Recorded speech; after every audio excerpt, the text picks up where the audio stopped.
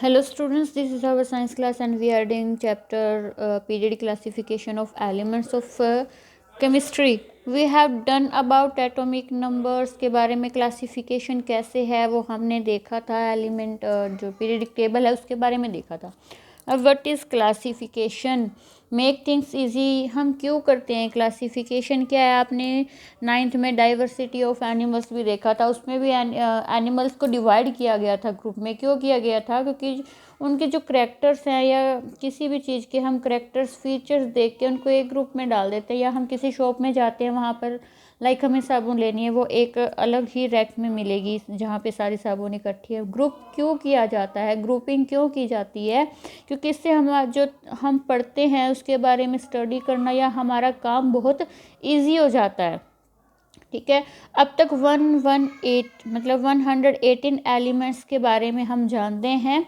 है क्या classification? Grouping और sorting of animals based on their similarities and differences. मतलब किसी भी एलिमेंट्स को या किसी भी चीज़ को ग्रुप में डालना या उसको अलग करना किस बेस पे? उसकी सिमिलैरिटीज़ दूसरी चीज़ों से या डिफरेंसेस के according. It makes there study much easy. इससे उनकी स्टडी है वो बहुत ही ईजी हो जाती है. तो ये काम बहुत पहले से रिसर्च स्टार्ट हो गए थे, पढ़ना स्टार्ट हो गए थे. कौन कौन से आए हैं जो हम इस चैप्टर में पढ़ेंगे? फर्स्ट इज़ डोब्रेनियर ट्रायड्स, वो आया था 1829 में. Second is Newland law of octaves, ये आया था 1864 में.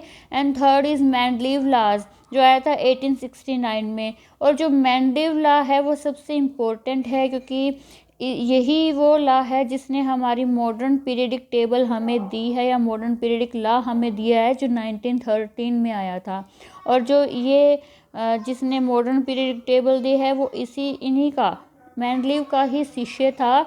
इन्होंने लगभग सारा काम कर दिया था. ठीक है, उसके बाद मॉडर्न पीरियडिक टेबल हमें 1913 में मिली है जो आज के हम देखते हैं.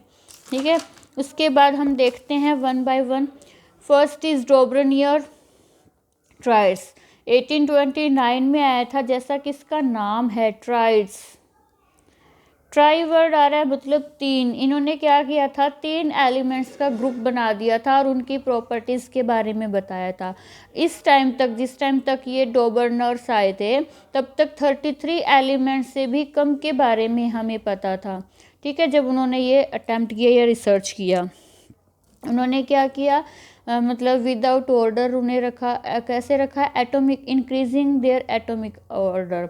एटॉमिक मास बढ़ रहा है वैसे वैसे उन्होंने उनको रखा है. ट्रायड्स का क्या रूल है? एटॉमिक मास के अकॉर्डिंग रखना है, इंक्रीजिंग ऑर्डर में.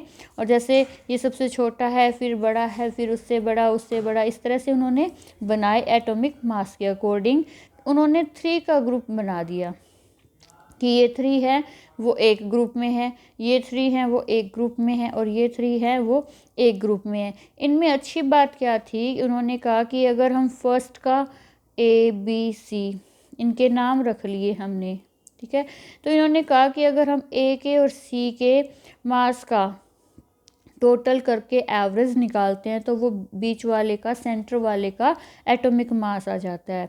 A+C atomic mass. इसका और इसका अगर हम टोटल करके 2 से डिवाइड कर देंगे तो वो इसका निकल आएगा. अप्रोक्सीमेट आएगा, बिल्कुल एग्जैक्ट की ज़रूरी नहीं है. ठीक है, तो क्या था, क्या रूल है इनका? When elements are arranged in increasing order of their atomic mass, जब एलिमेंट्स को अरेंज किया जाता है एटॉमिक मास के इंक्रीजिंग ऑर्डर में, इन ग्रुप ऑफ 3 के ग्रुप में, देन द अरिथमेटिक मीन, मतलब average, arithmetic mean means average of mass of first and third element is found approximate equal to mass of central atom. मतलब जब हम first और third वाले का काउंट करते हैं, एवरेज निकालते हैं, तो वो सेंटर वाले का एटॉमिक मास आ जाता है. ठीक है, एग्जाम्पल देखिए, उन्होंने ये ग्रुप बनाए. ठीक है, इन्होंने ये 3 के ग्रुप बनाए. अब देखिए, इसका 7 है, इसका 39 है. 7 और 39 कितने हो गए? 46. एवरेज निकाला 23. तो ये देखिए बीच वाले का 23 है, एग्जैक्ट आ गया. लेकिन सब में ऐसा नहीं था. जैसे जैसे अगर इनका निकालेंगे तो वो एवरेज अप्रोक्सीमेट निकलेगा, एग्जैक्ट पॉइंट नहीं आएगा। इसकी लिमिटेशन क्या थी, इन्होंने काम तो बहुत अच्छा किया, लेकिन लिमिटेशन क्या थी इनकी कि इन्होंने सिर्फ 3 टायर्स, मतलब ये जो हमने 3 ग्रुप देखे हैं, उन्होंने सिर्फ 3 ग्रुप के बारे में बताया, क्योंकि इसके बाद के जो ग्रुप बने 3 के, उनमें अगर फर्स्ट और थर्ड वाले का टोटल करके हम एवरेज निकाल रहे थे तो उसमें बहुत ज़्यादा डिफरेंस आ रहा था, वो अप्रोक्सीमेट नहीं था। अप्रोक्सीमेट तो हम 1-2 पॉइंट के आसपास बताते हैं, लाइक 12 आया है तो हो सकता है 10 भी हो या 14 भी हो, लेकिन उनका डिफरेंस आगे आगे बढ़ता जा रहा था, इसलिए ये मतलब टेबल सही नहीं थी। ठीक है, और इन्होंने सिर्फ टोटल 9, मतलब ये 9 जो एलिमेंट है इन्हीं के बारे में उन्होंने बताया था। ठीक है, ये इसकी लिमिटेशन थी।